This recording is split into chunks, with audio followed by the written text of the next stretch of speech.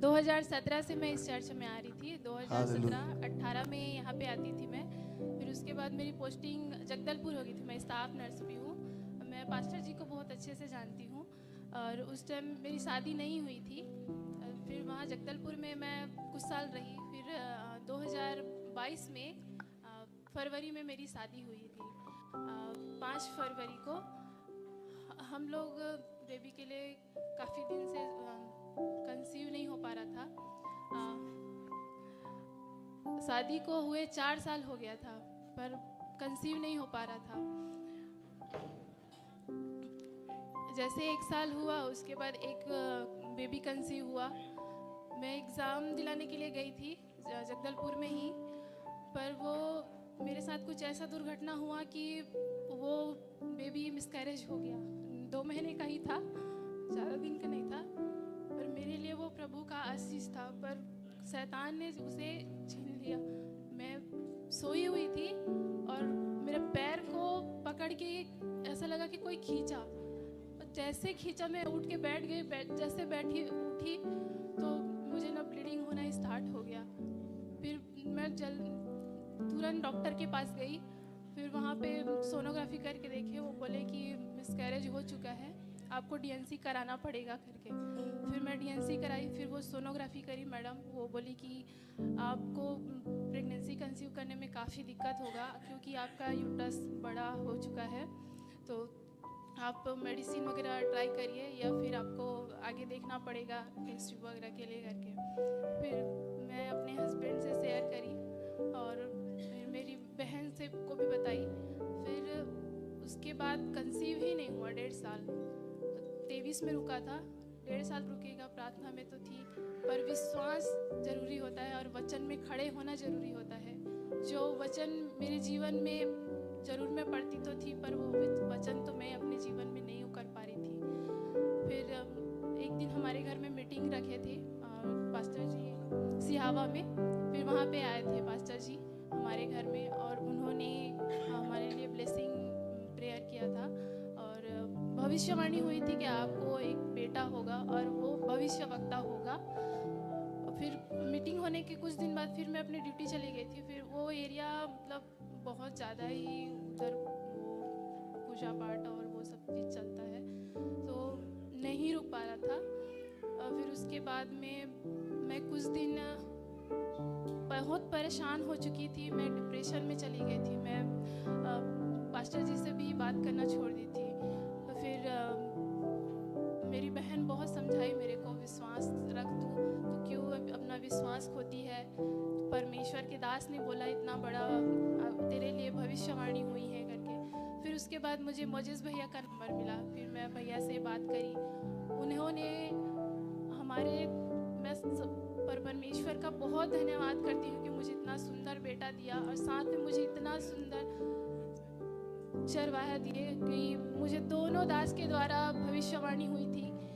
Moses भैया ने भी मुझे बोला था कि आपको एक अद्भुत बालक होगा और मैं उसके चेहरे में बहुत चमक देख रहा हूँ और एक बेटा होगा आपको सिस्टर करके।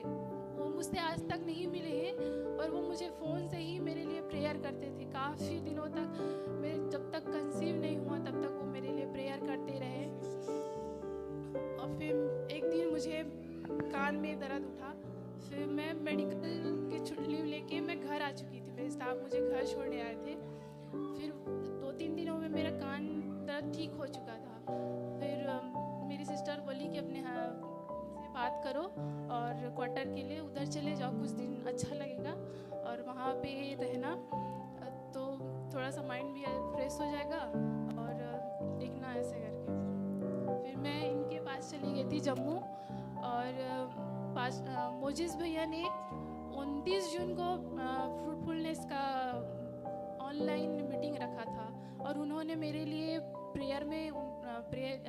मीटिंग में प्रेयर किए कि मेरा नाम लेके कि आपको बेटा होगा, संतान आपको प्राप्त होगा करके। फिर मैं इनके पास गई फिर सितंबर में गई हूँ मैं 20 सितंबर को। फिर मेरे घर में उनके दादाजी हैं, वो एक्सपायर हो गए तो मुझे 1 मंथ में फिर वापस आना पड़ा घर। 20 अक्टूबर को हम लोग वहाँ से घर आए। जैसे हम लोग घर आए 10 दिन बस थे। 10 दिन के बाद हमारे यहाँ 3 तारीख को हम लोग को वापस जाना था। फिर मेरे हस्बैंड बोलते हैं, मैं बहुत जब भी मैं टेस्ट करती थी मैं विश्वास रखती थी कि प्रभु अब पॉजिटिव आ जाएगा, अब पॉजिटिव आ जाएगा, पर पॉजिटिव ही नहीं आता था। पर एक दिन बस ऊपर हुआ था, मेरे हस्बैंड बोले बस विश्वास रख के तू टेस्ट कर। मैं 3 तारीख को जैसे टेस्ट करी, प्रभु ने मुझे विश्वास से पॉजिटिव दिखाया। मैं रोते हुए इनके पास गई, बोलते हैं क्या हुआ, क्यों रो रही है? फिर मैं बताई, तुरंत घुटने में आके प्रभु का धन्यवाद करिए, प्रभु ने मुझे सुन लिया। फिर प्रेगनेंसी कंसीव हो गया। मुझे डॉक्टर ने ट्रैवलिंग करने के लिए मना किया था, पर मैं उसी दिन जिस दिन टेस्ट आया था उस दिन ही मैं यहाँ से ट्रैवल करके हम लोग जम्मू गए थे। जम्मू ऐसे गए हम लोग कि हम लोग को टिकट नहीं मिला था, काउंटर टिकट से हम लोग गए थे। पर हम ट्रेन की जो सीट होती है ना उसमें नीचे बैठ के गए। उस दिन हम लोग को काफ़ी परेशानी हुआ। फिर वहाँ से हम लोग दिल्ली में भी ऑटो से वगैरह गए तो ब्रेकर वगैरह काफ़ी आया। फिर सीढ़ी से चढ़े उतरे काफ़ी, पर प्रभु मुझे सुरक्षित उनके क्वार्टर तक वापस पहुँचाए। और वहाँ से मुझे 4 महीने बाद वापस फिर ट्रैवलिंग करके घर मुझे लेके आए। और मुझे न कोई ब्लीडिंग नहीं हुआ, कोई परेशानी नहीं हुआ। पूरे 9 महीना परमेश्वर ने मुझे सुरक्षित रीति से संभाला और इतना सुरक्षित रीति से मेरा नॉर्मल डिलीवरी कराया। जब मेरी डिलीवरी थी उस दिन इतना बारिश हो रहा था कि हम गांव में एक थी लेडीज़, वो आती थी चेक करने के लिए, नर्स जैसी है, ताई बोलते हैं, पर वो कहीं चली गई थी। फिर 8 साढ़े 8 को हम लोग रात में गाड़ी ना करके हम बाइक में गए। बारिश में मैं रेन कोट पहनी थी, परमेश्वर से प्रार्थना की और गए। जैसे हम गए, मोजिस भैया को कॉल किए कि हम जा रहे हैं भैया, हमारे लिए प्रेयर करना करके। मुझे पेन स्टार्ट हो चुका था और वहाँ पे जैसे गए चेक की नर्स ने, उसने बोला कि 1-1.5 बजे तक हो जाएगा आपका डिलीवरी। पर मुझे इतना पेन आ रहा था, इतना, मैं अपने आप को संभाल नहीं पा रही थी, पर मैं उस पेन को ले नहीं पा रही थी। फिर रात में मैं जैसे मैं भैया को, मोजिस भैया को वापस कॉल करी, भैया मुझे इतना दर्द आ रहा है पर मैं उस पेन को ले नहीं पा रही हूँ भैया। भैया तुरंत प्रार्थना किए, बोले कि आपको रुकावट आ रहा है सिस्टर, आप विश्वास रखो, कुछ नहीं होगा करके। मेरे लिए रात में भैया और भाभी दोनों बहुत प्रेयर किए मेरे लिए। फिर 4:30 जैसे 4:36 में हाँ काफ़ी ज़्यादा बारिश हो गया था, कुछ भी सुविधा नहीं था। और मेरा जो है ब्लड ग्रुप जो है O नेगेटिव है, तो उन्होंने बोला कि आपका O नेगेटिव है, आपको ब्लड की ज़रूरत पड़ सकती है, जो हमारे यहाँ सुविधा नहीं है, आपको दूसरे यहाँ जाना पड़ सकता है। लेकिन आप, मैं बोली मैं खुद स्टाफ नर्स हूँ, मैं इस चीज़ को जानती हूँ, यदि ऐसा कुछ भी कंडीशन आएगा तो मैं उस चीज़ के लिए मैं तैयार हूँ, आप भरोसा रखो करके। फिर वो डिलीवरी के लिए तैयार हो गए वहाँ पे। फिर जैसे डिलीवरी रूम में लेके गए 4:30 बजे 4:36 में बेटा हुआ। जैसे बेटा हुआ इतना बारिश हुआ, फिर बेटा आ गया। फिर अब प्लेसेंटा आउट नहीं हो रहा, 1 घंटा हो गया प्लेसेंटा निकल ही नहीं रहा था। इतना मतलब परेशान हो गई सिस्टर। वो बोली कि इसको इसी कंडीशन में आप दूसरे जगह लेके जाओ, क्योंकि इनका ब्लड ग्रुप जो है O नेगेटिव है, और O नेगेटिव अगर प्लेसेंटा कुछ हुआ तो इनको ब्लड कम हो सकता है और तुरंत हम कुछ भी सुविधा नहीं कर पाएंगे, तो आप लेके चले जाइए करके।